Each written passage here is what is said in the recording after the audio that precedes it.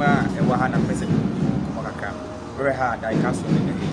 ade bi a wo pe bi afa ko ya me say na wo tell me teach we are feeders any drinkers you pe bi outside bi our way to ben from the place you pese animal bi automatic one is so pe bi brand yen ko inside some church and you put that so what now we am continue we nyan ye nantwi na be bia wo no pese o mbayira obetu o machira kwan mu ma obehye wa ade enso a bi aba uto we a na odi abo maso enu an no bibia be bia ani na yi na wo de ba na be yere ben the product is so ye ne ye nkokọ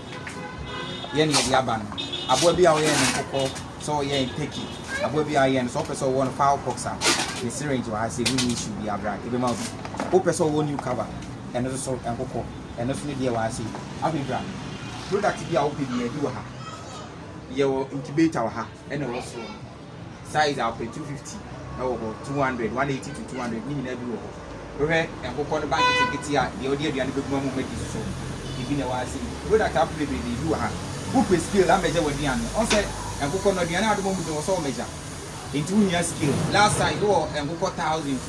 2000 kwa unia scale we na de ameja aduane ne de amu enti bia na wo twen frey na yentumi no nim komo product bia wo pe bia nation wide do be say delivery ma wa ni nyina so ho ibetime din komo makra mera